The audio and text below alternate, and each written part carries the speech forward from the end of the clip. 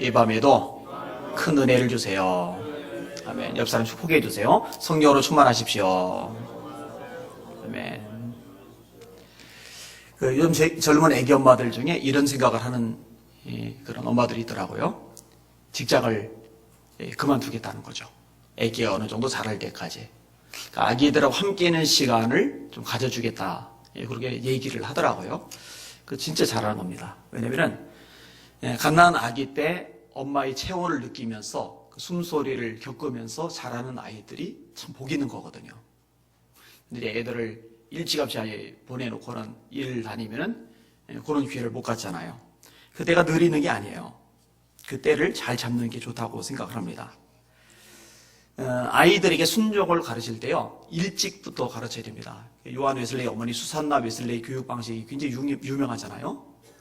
말을 배우기 시작할 때부터, 그때부터 제대로 가르치는 거예요. 순종도, 말하는 습관도. 그래야 나중에 순종을 잘합니다. 때라는 것이 있는 거죠. 어느 한계를 지난 후에는 잘 먹혀들지 않습니다. 예를 들어서 사춘기 때부터 잡아주려고 그런다, 애들을. 안 잡힙니다. 그 청소년 때, 또 청년 때, 그리고 어른이 되고 나서 안 잡힙니다. 말 안 듣습니다. 어릴 때부터 가르쳐 줄 필요가 있어요. 저희 집은 그거는 좀 성공을 한 것 같아요. 니들 초등학교 6학년 때부터는 수요예배, 금요예배, 모든 공예배 다 드려야 된다. 그러면 드리는 거예요, 그냥. 방학 때는 한 주간씩 새벽 예배를 드리게요. 이번 주부터 새벽 예배다. 그럼 하는 거예요. 안 깨워요. 안 깨워서 못 일어나면은 다음 주에 하루가 더 연기가 되는 거죠. 근데 어쨌든 오른 둘인지도 알아서 일어나요. 학교를 옮길 때도 마찬가지였어요, 사실은요. 그 전날 저녁에 아내랑 저랑 둘이서 집에 가가지고 니들 내일부터 학교 옮긴다. 그게 다였어요. 그리고 이제 학교 옮겼어요. 여러분, 이거 중학교 3학년 때인데 효빈이가 이거 안 통합니다. 근데 우리 애들은 통하는 이유가 뭐냐면은 아기 때부터 제가 쇠뇌를 계속 시켰어요. 니들이 마음에 들던 마음에 들지 않던, 기분이 좋든 좋지 않든 아버지나 어머니가 결정해서 이야기를 하면은 무조건 되라고, 대답하라고, 그리고 기쁘게 따라가라고. 잘했다고 생각이 되어져요. 뭔가 균열이 생길 때 이 균열을 막는 것도 때가 필요합니다. 지금 다 때에 대한 얘기를 하고 있어요. 홍수 때 물을 저장해 놓는 댐이 있는데, 이 댐에 금 같은 것이 갔을 때 초반에 막으면은 얼마든지 막아요. 근데 그 때를 놓치면은요, 그래서 균열이 커지면은요, 손을 쓸 수가 없어요. 댐이 무너지면은 지역 전체가 망하는 거죠. 죽는 거죠, 많이. 그리고 겨우 목숨만 부지하는 사람들도 집이고 뭐가 또 나가는 상태가 되어버리는 거죠. 때만이 아닙니다. 이 가정 가운데서도요, 균열이 있을 수가 있어요. 교회 공동체 가운데서도, 또 세상 어떤 단체 가운데서도 어떤 균열 같은 것들이 있어요. 그게요, 수습이 초반에 잘 돼야지 어느 한계를 넘어간 다음에 손을 쓰려고 그러면은 안 돼요. 안 잡혀요. 성공 같은 것도요, 때가 있습니다. 그 때를 놓치면 성공하기가 어렵습니다. 여러분, 책 같은 것도 있잖아요. 어느 시대에 어떤 책이 베스트셀러가 되는지, 그것도 다 원리 같은 것들이 있더라고요. 예전에 한때 안티기독교에 대해서 관심이 굉장히 많이 일어나면서 방송에서, 기독교 방송이죠, 막 이걸 띄워줄 때가 있었어요, 이게. 제가 사실은 자료를 다 가지고 있거든요. 그리고 따로따로 정리해 놓은 게 꽤 많거든요. 책 충분히 낼 수 있었는데 미뤘어요. 그때 책을 냈다면 아마 그 책은 상당히 반응이 좋았을 거예요. 지금 제가 써낼 수 있어요. 그리고 앞으로 써내기는 할 거예요, 그 책을요. 지금 다른 걸 지금 먼저 하고 있는 중이고. 그런데 그때 막 열기가 생길 때만큼 성공하기는 쉽지 않을 거예요. 기업에서 새 제품을 만들 때도 마찬가지입니다. 때가 있어요. 그 때를 놓치면은요, 이전하고 똑같은 성능의 똑같은 디자인의 제품을 생산해낸다 하더라도 그때 효과가 별로 없는 거예요. 수익을 크게 거둘 수가 없는 거죠. 여러분, 영적인 면에 있어서 때가 굉장히 많이 강조가 됩니다. 여러분, 구원받을 때가 느리는 게 아닙니다. 따라합시다. 보라, 지금은 은혜 받을 만한 때요. 보라, 지금은 구원의 날이로다. 이 마음이 열릴 때가 있어요. 하나님의 말씀이 깨달아질 때가 있어요. 그 때가 참 좋은 때거든요. 이걸 미루면은 그런 때가, 그런 기회가 늘 주어지느냐? 장담 아무도 못해요. 하나님의 복도요, 임하는 때가 있습니다. 1년 내내 사수차절 하늘에서 막 복이 막 쏟아지는 게 아니라요, 어떤 찬스 같은 것들이 있어요. 때 같은 게 있단 말이에요. 근데 문제가 뭐냐면요, 하나님이 복을 부어주실 때 그것을 담을 수 있는 그릇을 준비하고 있어야 된다는 거죠. 그걸 잡아야 된다는 거죠. 근데 여러분, 생각보다 많은 사람들이 이걸 놓칩니다. 가뭄 지역에서는 비가 굉장히 중요한 수원이 됩니다. 그래서 비가 오기 전에 지혜로운 사람들은 항아리 같은 것들, 그릇 같은 것들을 많이 준비를 해놓다가 비가 쏟아지면 밖에다 내놓고서 받아 모아요. 그게 가뭄 지역에서는 돈보다 가치가 있는 거죠. 근데 뒤늦게 그릇과 항아리를 준비하려고 들면은 늦어지는 거예요. 소용이 없는 거예요. 영적인 복도, 하나님의 복도 마찬가지입니다. 하나님이 원하시는 그릇을 미리 갖춰놓고 그것을 준비하고 있다가 받아야지 뒤늦게 이 때가 놓쳐지고 마는 거죠. 때를 놓치면 망합니다. 마태복음 25장에 세 가지 비유가 나오는데, 첫째 비유는 열처녀의 비유, 둘째 비유는 달란트의 비유, 셋째 비유는 양과 염소의 비유입니다. 그 중에 이제 열처녀의 비유가 있는데, 5명의 어리석은 처녀와 5명의 지혜로운 처녀. 이 10명 다 등잔을 가졌어요. 그 다음에 신랑이 오기를 기다리고 있어요. 근데 이 5명의 처녀들은, 지혜로운 처녀들은 이 등잔에 기름을 미리 채워놓고 있어요. 이 어리석은 5명의 처녀들은 등잔은 준비를 했는데 등잔 안에 기름이 비어 있어요. 신랑이 늦게 와요. 나중에 왔는데 준비한 처녀들은 들어간 반면에 준비 못한 처녀들은 기름을 뒤늦게 사서 채웠는데 이미 다 끝나버렸어요. 문을 두드리는데 안에서 소리가 들리죠. 뭐라고 말합니까? 대답하여 이르되 진실로 너희에게 이르노니 내가 너희를 알지 못하노라 하였느니라. 그 다음에 이어지는 말씀이 뭐냐? 그런즉 깨어있으라.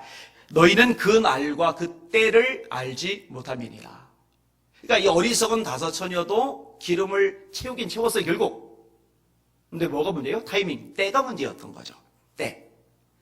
신랑이 오기 전에 채웠어야 되는데 신랑이 온 다음에 비로소 채우려고 하니 타이밍, 때를 놓쳐버린 거예요. 때가 중요한 거예요. 중요한 거예요. 오늘 설교 제목 한번 따라합시다. 때를 놓치지 말아야 모두에게 유익하다. 그렇죠? 내게도 유익하고 주변 사람들에게도 유익하고. 한번 더 따라합시다. 때를 놓치지 않아야 모두에게 유익하다. 지금 사무엘하 말씀을 계속 다루고 있어요. 오늘 5번째인가요? 하여튼 차곡차곡 수요일과 금요일에 말씀을 다뤄가고 있는데 좋은 공부의 시간이 되리라 생각을 합니다.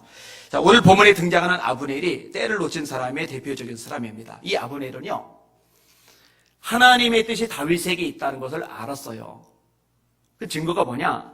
이스보셋 왕, 그러니까 유다는 다윗이 통치하고 있고 이스라엘은 이스보셋이 통치하고 있어요. 그리고 아브넬은 이스보셋 왕의 신복입니다. 근데 이스보셋 왕하고 대화하는 장면에서 아브넬이 하나님의 뜻이 다윗에게 있었다는 것을 알고 있다는 것, 그게 드러납니다. 제가 읽어드릴게요. 여호와께서 다윗에게 맹세하신 대로 내가 이루게 하지 아니하면 하나님이 아브넬에게 벌 위에 벌을 내리심이 마땅하니라. 그 맹세는 곧 이 나라를 사울의 집에서 다윗에게 옮겨서 그의 왕위를 단에서 브엘세베까지 이스라엘과 유다에 세우리나 하신 것이니라. 하나님의 뜻이 사울 집안이 아니에요. 다윗에게 있어요. 아브넬이 그걸 알아요. 아는데 사울이 정작 죽었을 때 아브넬은요, 다윗에게 힘을 실어주기만 했어도 전 왕국이 다윗의 손에 들어갔을 텐데, 하나의 왕국으로 자리를 잡았을 텐데 그렇게 안 합니다. 이스보셋을 따로 데리고 가서 이스라엘 전체의 왕으로 세워요. 아브넬이 그런 세력과 권력을 가지고 있었거든요. 그럼 왜 그랬을까? 여러분, 이유가 뭐라고 생각을 해요? 왜 그랬을까? 2가지 이유가 있어요. 첫째는 자기 왕인 사울, 자기의 주군이었던 사울 왕과의 의리라는 측면입니다. 의리라는 측면. 인간적인 정의죠, 정. 이 아브넬은 사울 밑에서 군대 총사령관을 지냈습니다. 사울에게는 꽤 충성스러운 장군이었어요. 근데 사울이 죽었단 말이에요.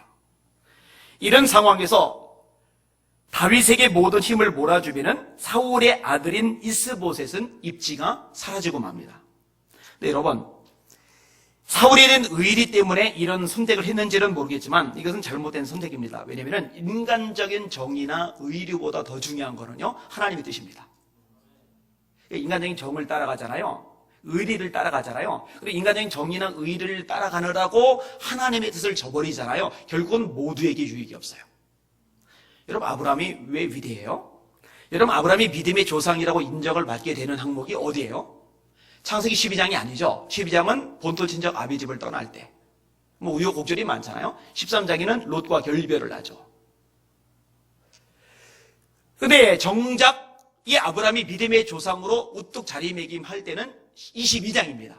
그 22장에 어떤 내용이 있어요? 하나님이 아브라함에게 그 독자, 눈에 넣어도 아프지 않을 만큼, 아깝지 않을 만큼 소중한 독자 이삭을 번제로 드리라고 했을 때, 여러분, 인간적인 의리상, 인간적인 정으로 따질 때 그거 못할 짓입니다. 어떻게 자기 자식을, 그거 어떻게 생긴 자식인데요? 그러니까 인간적인 정을 선택하려면요, 아무리 하나님이 말씀하셨지만은 나는 이거는 순종 못합니다, 이거는 도대체 자신 없습니다, 이렇게 손을 들어야 돼요. 근데 아브라함이요, 인간적인 정을 따지지 않고 하나님의 말씀을 선택을 해요. 근데 그 하나님의 말씀을 선택한 것이 아브라함에게도 복이었고요, 이삭에게도 복이었습니다. 이삭은 예수님의 모델로까지 취급이 돼요. 순종하는 거잖아요. 죽기까지. 자기를 낮추시고 죽기까지 복종하셨으니 그 십자가의 죽으심이라 라고 빌립보서 2장에 예수님에 대해서 묘사를 했는데, 이삭이 죽기까지 복종했잖아요. 여러분 어떠세요? 여러분, 의리, 인간적인 정의의 우선입니까? 하나님의 뜻 말씀이 우선입니까? 되게요, 가족들, 특별히 자식하고 결부가 되면은요, 이걸 제대로 처리를 못합니다. 엘리가 그랬잖아요, 엘리가. 자기 아들들이 제사장인데, 자기도 제사장인데, 이 아들들이 제사장으로서 분명히 문제가 많단 말이에요. 그러면 그 제사장직을 박탈을 시켜야 돼요. 왜냐면 하나님께 드린 예배가 지금 엉망이 되고 있잖아요. 정말 개판이 됐거든요. 그런데 못 잘라내요. 왜냐면 자기 자식이라. 그 덕분에 어떻게 돼요? 그 자손 대대로 완전히 망가져, 집안이요. 쑥대밭이 되죠. 나이 든 사람이 그 후로 안 나타난다고 하세요, 하나님이. 젊어서 다 죽을 거라고 말씀하세요. 대대로 그렇게 죽어요. 제사장 집까지 다 박탈당해요. 그러니까 인간적인 정의나 의리가 아니라 하나님의 뜻을 먼저 선택했다면 그렇게까지 비참한 결말은 안 나왔을 텐데. 잘 들으세요. 하나님의 말씀이 우선입니다. 놓치지 마시기를 바랍니다. 자, 또 하나, 사울이 왜 이스보셋을 왕으로 세웠을까? 이 두 번째 부분은 자신의 욕심 또는 야망의 측면입니다. 아브넬은요, 권력의 최정점에 올라갔던 사람입니다. 그러니까 아브넬에게 지시할 수 있는 존재는 사울 왕 외에는 없어요. 그 외 모든 존재는요, 아브넬 앞에 무릎을 꿇어요. 쩔쩔맵니다. 벌벌벌벌 기어요. 이런 아브넬에게 자신이 더 높아질 수 있는 유일한 방법이 하나가 있다면은 왕을 좌지우지할 수 있을 만큼, 본인이 왕은 못해요. 왜냐하면 정통성의 문제가 생겨요. 왕은 아무나 못됩니다. 그런데 자기가 왕을 좌지우지하게 되면 비록 왕은 아니지만 더 높아질 수 있는 방법이 돼요. 그게 이스보셋을 왕으로 세우는 거예요. 그리고 실제로 북이스라엘의 왕으로 이스보셋을 세워놓고요, 그 이스보셋 위에서, 왕 위에서 군림했던 존재가 아브넬입니다. 이 사울의 집에서 아브넬이 점점 권력을 잡았다라고 성경은 말씀해주고 계셔요. 근데 여러분, 저희들이 절대 잊지 말아야 할 것이 있는데, 욕심 혹은 야망을 위해서 하나님의 뜻, 하나님의 말씀에서 어긋난 짓을 하잖아요. 그 결국은 절대로 유익이 없어요. 절대로 남는 게 없어요. 이게 머리에 굴려서 내 실속 챙기려고, 이득을 얻으려고, 내 욕심을 좀 채우려고. 여러분, 제가 분명히 말하는데, 이 교회라는 곳에서는요, 내가 드리고 헌신하고 충성하고 봉사하고 이럴 생각을 해야지, 이 교회라는 공동체를 통해서 하나님 앞에서 내가 이익을 얻으려고, 이득을 취하려고 머리 굴리면 절대 안 돼요. 그거는 절대 유익이 없어요. 어쨌든 아브넬은요, 다윗을 중심으로 나라가 쉽게 통합될 수 있는 그 때가 있었는데, 그리고 그럴 능력이 있었는데 그 타이밍을 놓쳐버려요. 근데 오늘 본문에 보니까요, 뒤늦게 때를 놓쳐놓고 뒤늦게 다윗 밑으로 왕국을 세우려고 해요. 자, 12절을 볼게요. 12절. 시작. 아브넬이 자기를 대신하여 전령들을 다윗에게 보내어 이르되 이 땅이 누구의 것이니까? 또 이르되 당신은 나와 더불어 언약을 맺사이다. 내 손이 당신을 도와 온 이스라엘이 당신에게 돌아가게 하리다 하니. 여러분, 원래 이 말은요, 왕이나 할 수 있는 말입니다.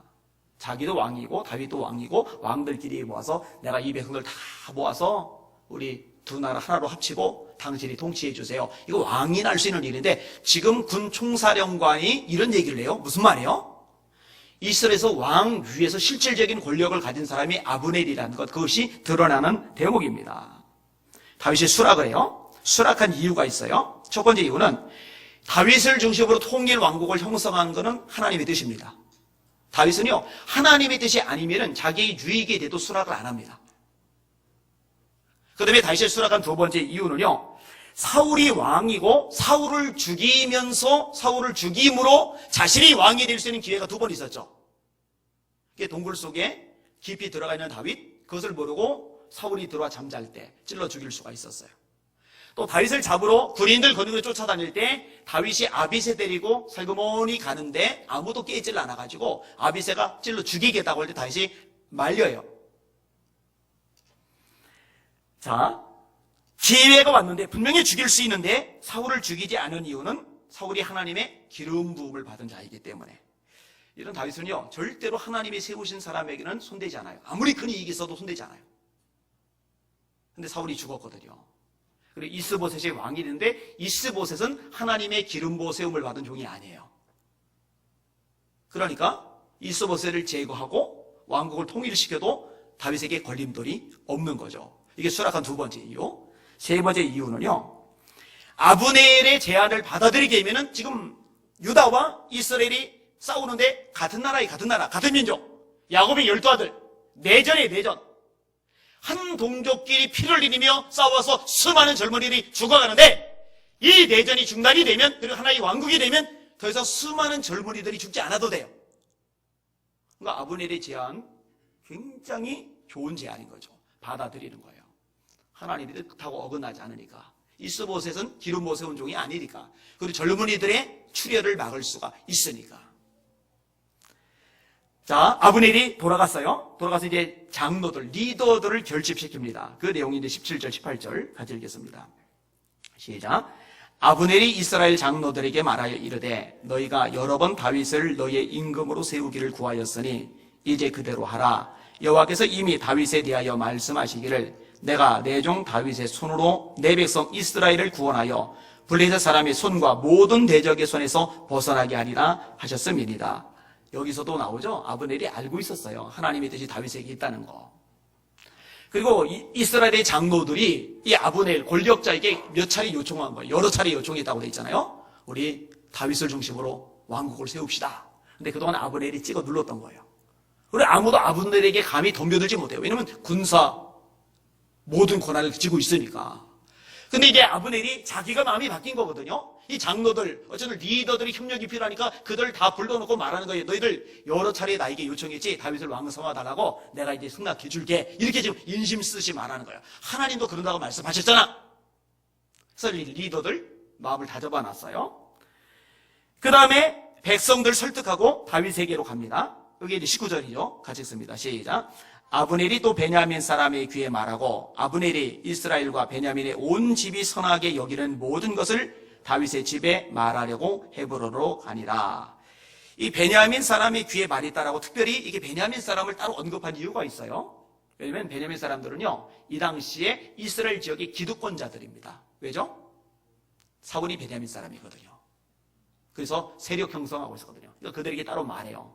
그리고 이어져서는 이스라엘과 베냐민의 온 집이 선하게 여기는 모든 것. 다시 말해 베냐민 지파만 아니라 나머지 지파들도 다윗이 왕 되는 걸 원하고 있었던 거예요. 그들이 선하게 여기는 것. 이것을 다윗에게 말하기 위해서 헤브론으로 가기 시작합니다. 자, 그럼 여기서 질문이 하나 또 던져져요. 아브넬이 왜 뒤늦게 움직이기 시작했을까? 그게 이제 지난주 다뤘던 부분입니다. 이스보셋 왕과의 불화입니다. 자, 7절. 사무엘하 3장 7절. 자, 7절에서 11절까지 지난주 다뤘던 본문 다시 한번 읽어볼게요. 시작. 사울에게 첩이 있었으니 이름은 리스바요 아야의 딸이더라. 이스보셋이 아브넬에게 이르되 네가 어찌하여 내 아버지의 첩과 통관하였느냐 하니 아브넬이 이스보셋의 말을 매우 분하게 여기 이르되 내가 유다의 개의 머리냐 내가 오늘 당신의 아버지 사울의 집과 그의 형제와 그의 친구에게 은혜를 베풀어 당신을 다윗의 손에 내주지 아니하였거늘 당신이 오늘 이 여인에게 관한 허물을 내게 돌리는도다. 여호와께서 다윗에게 맹세하신 대로 내가 이루게 하지 아니하면 하나님의 아브넬에게 벌 위에 벌 내리심이 마땅하니라. 그 맹세는 곧 이 나라를 사울의 집에서 다윗에게 옮겨서 그의 왕위를 단에서 브엘세바까지 이스라엘과 유다에 세우리라 하신 것이니라 하며 이스보셋이 아브넬을 두려워하여 감히 한마디도 대답하지 못하니라. 여러분, 지금 권력을 잡고 있는 사람은 이스보셋입니다. 아브넬입니다. 왕인 이스보셋은 꼭두각시에 불과합니다. 근데 아브넬의 입장에서 볼 때 이스보셋이 아브넬인 자기에게, 군대 장관인 자기에게 늘 숙이고 늘 감사할 줄 그렇게 기대를 해요. 왜냐면 자기 때문에 살았거든요. 이스보셋이 자기 때문에 왕이 됐거든요. 그러니까 자기가 뭘 해도 제재하거나 지적하거나 따지고 들지 않으리라 생각을 하는데 걸고 넘어지기 시작을 하는 거예요. 물론 아브넬이 막 열받아서 소리를 배락 지르고 막 험한 소리를 하니까 왕이 쩔쩔매고 고개를 숙이고 막 깨갱하고 좀 이러고는 있지만 아무튼 문제가 있는 거죠. 그러면 역사를 공부해보면 아시듯이 왕과 권력을 가진 신하 간의 이 암투가 생각보다 역사상 많이 일어납니다. 그런데요, 이 두 입장에서요 서로 위험해요. 서로. 이 왕이 마음에 안 들 경우에 이 권력을 가진 신하가 이 왕을 제거하고 왕족, 반드시 왕족이어야 돼요. 왜냐면 정통성 때문에, 그다음에 민중이 지지 기반 때문에 또 다른 왕을 세워요. 우리나라에도 그런 것들이 일어날 때가 있었잖아요. 거꾸로 이 왕이 암살자들 써가지고 이 신하를 없애거나 아니면 점점 왕으로서 세력을 형성해 가면서 나중에 공신들 싹 죽이거나 이런 일들은 역사상에 많거든요. 이 아브넬이 보니까 자기가 두고두고 왕 목을 손에 쥔 채 왔다 갔다 움직이기는 한계가 있겠다는 판단이 들었을 그런 상황이에요. 자, 말씀도 살펴볼게요. 잘 되는 것 같아요. 얘는 다윗이 환대를 하거든요. 20절 한번 보셔요. 시작. 아브넬이 부하 20명과 더불어 헤브론에 이르러 다윗에게 나아가니 다윗이 아브넬과 그와 함께한 사람을 위하여 잔치를 배설하였더라. 그리고 아브넬은 평안히 돌아갑니다. 21절 시작. 아브넬이 다윗에게 말하되 내가 일어나 가서 온 이스라엘 무리를 내 주 왕의 앞에 모아 더불어 언약을 맺게 하고 마음에 원하는 대로 모든 것을 다스리시게 하리라 하니 이에 다윗이 아브넬을 보내매 그가 평안히 가니라. 자, 여기까지 딱 끝났다면 해피엔딩이 되는 거예요. 아브넬은 참 잘한 거예요. 먼저 번에 사울이 죽었을 때 다윗을 중심으로 하나의 왕국을 세울 수 있는 때가 되었을 때 그때를 아브넬이 놓친 거거든요. 인간적인 생각 때문에, 하나님의 말씀대로 순종하지 않은 것 때문에. 그 덕분에 왕 위에서 왕까지도 자기 마음대로 조종할 만큼 최고의 국위 영화 다 누리다가 이제 또다시 다윗을 중심으로 통일왕국 세운 다음에 여기에 공신이 돼서 또 이전만큼은 아니지만 전체 왕국의 왕 다음으로 권력을 지배하고 그럼 해피엔딩이잖아요. 그러면 야, 그때를 놓치길 잘했네. 그죠? 놓치길 잘했네. 근데 잘한 게 아닙니다. 문제가 생기죠. 자, 보세요. 요압이라는 변수가 생기는데 요압은 다윗의 군대 장관 군사령관입니다. 아브넬 소식을 요압이 들었어요. 22절 23절 시작. 다윗의 신복들과 요압이 족구를 치고 크게 노력한 물건을 가지고 돌아오니 아브넬은 이미 보냄을 받아 평안히 갔고 다윗과 함께 헤브론에 있지 아니한 때라 요압 및 요압과 함께한 모든 군사가 돌아오매 어떤 사람이 요압에게 말하여 이르되 넬의 아들 아브넬이 왕에게 왔더니 왕이 보내매 그가 평안히 갔나이다 하니. 자, 왕이요 이 아브넬을 그냥 편안하게 돌려보내다는 소식을 요압이 듣고 나서요 마음이 이제 안 좋아요. 왕에게 항의를 합니다. 24절 25절 시작. 요압이 왕에게 나아가 이르되 어찌하심이니까 아브넬이 왕에게 나왔거늘 왕도 아시려니와 그가 왕이 출입하는 것을 알고 왕이 하시는 모든 것을 알려 함이니이다. 왜 그를 그냥 돌아가게 합니까? 첩자입니다. 첩자. 이 나라 정복해 가서 다시 한번 유용하게 전쟁하는데 써먹으려고 그게 들어온 건데 왜 그냥 돌려보냅니까?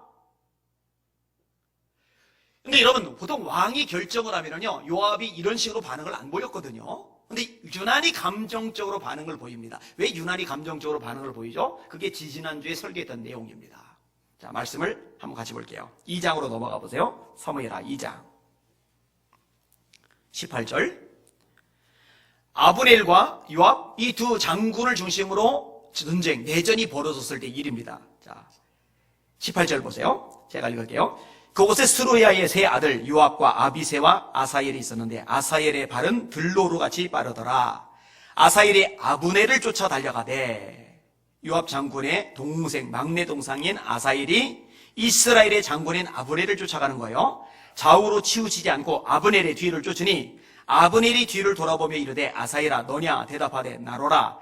아브넬이 그에게 이르되 너는 왼쪽으로나 오른쪽으로나 가서 청년 하나를 붙잡아 그의 군복을 빼앗으라되 아사엘이 그렇게 하기를 원하지 아니하고 그의 뒤를 쫓음에 아브넬이 다시 아사엘에게 이르되 너는 나 쫓기를 그치라. 내가 너를 쳐서 땅에 엎드러지게 할 것이 무엇이냐 할 까닭이 무엇이냐. 그렇게 하면 내가 어떻게 네 형 요압을 대면하겠느냐. 요 말을 아사엘이 들었어야 돼요. 왜냐면 아브넬은 진짜 용사거든요. 아사엘이 이길 수 있는 상대가 아니에요. 근데 진작 아사엘을 죽일 수 있었는데 아사엘의 큰형인 요압 장군을 생각해가지고 아사엘을 죽이지 않고 지금 권하는 거예요. 너 나 쫓아오지 마. 너 나 쫓아오면 너 죽어. 딴 놈이나 잡아. 두 번이나 기회를 준 거예요. 근데 아사엘이요 고집을 부렸죠. 말을 들어야 되는데 안 들었어요. 다음 구절. 그가 물러가기를 거절하며 아브넬이 창 뒤끝으로 그의 배를 찌르니 창에 그의 등을 꿰뚫고 나간지라. 곧 그곳에 엎드러져 죽음에 아사엘이 엎드러져 죽은 곳에 이르는 자마다 머물러 섰더라. 자, 다시 본문대로 와서 여러분 아브넬을 무사히 돌려버렸다는 소식을 요압이 들고 나서 씩씩거리면서 감히 다윗 왕에게 가서 막 따지고 드는 이유가 뭐예요? 감정이 작용을 한 거죠. 동생을 죽인 원수놈이거든요. 어떻게 그걸 살려둡니까? 못 견디는 거예요. 결국요 요압이 일을 벌입니다. 26절에서 27절 마지막 두 절을 읽겠습니다. 시작. 이에 요압이 다윗에게서 나와 전령들을 보내 아브넬을 쫓아가게 하였더니 시라 우물가에서 그를 데리고 돌아왔으나 다윗은 알지 못하였더라. 아브넬이 헤브론으로 돌아오매 요압이 더불어 조용히 말하려는 듯이 그를 데리고 성문 안으로 들어가 거기서 배를 찔러 죽이니 이는 자기의 동생 아사엘의 피로 말미암음이었더라. 자기 부하들 시켜서 아브넬을 데리고 돌아오게 한 거예요. 아브넬은 영우를 몰라요. 다윗 왕이 날 또 부르시나? 이런 생각이 들어서 그냥 왔어요. 왔는데 보니까 자기를 영접하는 자가 요압 장군이에요. 근데 조용하게 뭔가 얘기하자고 그렇게 하는 거예요. 그러니까 국가 어떤 사안을 놓고 상의할 일이 있는가 보다 하고 갔어요. 참 생각이 없죠. 조심했어야 되는데, 주의를 기울였어야 되는데, 그동안에 최고 정점에 올라와서 권력을 행사하면서 눈치 안 보고 살다는 것이 몸에 뱄는지 지금은 눈치를 봐야 되는데 그 눈치 없이 따라갔다가 찔려 죽은 거예요. 그리고 요압이 이렇게 아브넬을 찔러 죽인 이유는 뭐냐? 뭐라고 오늘 본문에 말씀하고 있어요? 요압이 아브넬을 죽인 이유, 그게 뭐예요? 이는 자기의 동생 아사엘의 피로 말미암음이었더라. 결국 이 대용사가 군총사령관이 어처구니 없이 죽었어요. 이렇게 죽었어요. 자, 질문을 하니까 잘 들으세요. 자, 사울왕이 죽었을 때 아브넬이 그때를 놓치지 않고 나라를 통합시켜서 다윗을 왕으로 세웠다면 어떤 일이 발생해요? 다윗 집안과 사울 집안의 내전은 안 일어나죠. 자, 내전이 일어나지 않았다면 요압과 아브넬이 싸울 일이 없죠. 요압과 아브넬이 싸울 일이 없었다면 요압의 동생 아사엘을 아브넬이 죽일 일이 없죠. 아사엘이 그렇게 죽지 않았다면 요압이 감정을 가지고 아브넬을 찔러 죽일 일이 없죠. 이게 다 그렇게 연결이 돼요. 오늘 말씀을 준비하다가 안 해보고 그런 얘기를 했어요. 난 설교 준비하는 게 너무 재밌다고. 제가 구약만 130독 이상 했잖아요. 그러니까 뭐 이 본문 얼마나 많이 접해요. 많이 읽은 본문은 뭐 수없이 접했죠. 그런데요, 지금 사무엘 하를 계속 설교하느라고 제가 이제 말씀을 준비했는데 막 또 새로운 게 막 눈에 들어오는 거예요. 새로운 게. 오늘 본문의 내용을요, 때를 놓치는 것이 얼마나 큰 타격을 입히는지에 대해서 말씀하고 있다는 거, 제가 그전까지는 130번 이상을 읽었잖아요. 그동안에. 그전까지는 이걸 몰랐어요. 눈에 안 들어왔어요. 근데 오늘 눈에 들어온 거예요. 그래서 제가 예전에 동료들 보고 그런 얘기 했어요. 설교권이 없다는 건 새빨간 거짓말이다. 일생 동안 매일 수십 편씩 설교해도 이거 다 설교 못한다. 얼마나 하나님 말씀이 무궁무진한데요. 그러니까 아브넬이 부귀영화 다 누리고 왕 위에까지도 올라가서 왕까지도 좌지우지하고 그러다가 다 누리고, 그건 자기 생각이고 자기 욕심이고, 하나님의 뜻이 다윗이 왕인 줄 알았다면, 그리고 그것을 이룰 수 있는 힘이 자기에게 있다면 그 때를 놓치지 말고 하나님의 뜻에 자기가 뛰어들고 그 일에 앞장섰어야죠. 할렐루야! 저머리 굴리다가 인간적인 정만 따지다가 결국은 비참하게 망하고 만 거죠. 여러분, 말씀을 정리합니다. 인간적인 정의나 의리보다 하나님의 뜻을 더 우선시하실 수 있길 주님의 이름으로 축원합니다. 이거 명확히 해야 돼요. 이거. 그게 사실은 나도 사는 길이고 가족도 사는 길입니다. 가족들 위한답시고요, 가족들 때문에 정 때문에요, 하나님의 말씀을 놓잖아요. 그는 유익이 없어요. 전부에게 유익이 없어요. 또 하나, 자신의 욕심이나 야망, 이것이 하나님의 뜻보다 절대로 앞서지 마시기를 주님의 이름으로 축원합니다. 머리 굴리지 마세요. 하나님 앞에서는 적어도 머리 굴리지 마세요. 내가 이렇게 하면은 이게 좋을 텐데, 하나님 뜻은 아닌데, 하나님 뜻이 아니면은요 그냥 미련 버려야 돼요. 그냥 딱 마음을 비워야 돼요. 그게 복이고 그게 지혜입니다. 시간이 지난 다음에 뒤늦게 하나님 뜻대로 움직인다고, 그것도 이제 머리를 굴린 거죠. 아브넬은 뒤늦게 움직였지만 뜻대로 돼가지고 망하고 말았어요. 여러분, 그 타임을 안 놓쳤다면은 보린도 좋았을 것이고 다윗 왕도 좋았을 것이고 이스라엘, 유다 양쪽 나라 백성들도 같이 좋았을 거고 애매하게 많은 젊은이들 죽지 않았을 텐데, 때를 잘 잡았다면 자기도 모두도 같이 유익했을 텐데 그 때를 놓친 것 때문에 얼마나 타격이 큽니까? 말씀을 마무리하면서 지금 그럼 우리는 뭐를 해야 될 때인가? 예수님의 재림을 준비할 때입니다. 때 놓치지 마시길 바랍니다. 지금 기도할 수 있을 때 깨어 기도하세요. 기도 시간 늘려가시길 바랍니다. 지금 여러분이 복음 전할 때 전하세요.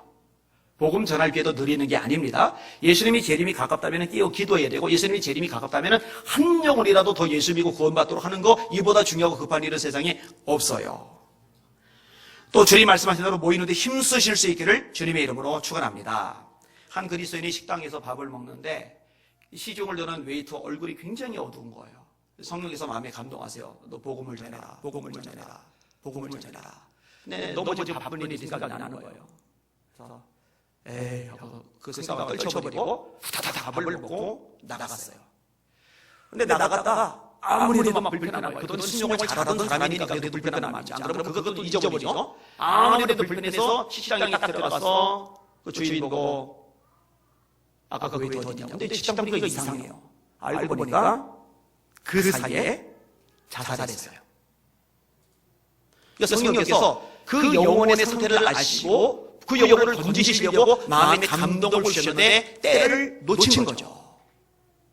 때 놓치지 않은 저와 여러분들 되셨으면 좋겠습니다. 성령께서 감동하실 때 말씀을 읽다가 설교를 듣다가 기도하다가 마음속에 하나님의 감동이 있었을 때 그때 즉시 움직이세요. 때예요, 때. 미루지 마세요. 하나님의 때를 잡으시고 순종하시는 저와 여러분들 되시기를 예수님의 이름으로 축원합니다. 설교 제목 따라합시다. 때를 놓치지 않아야 모두에게 유익하다. 아멘. 기도하겠습니다.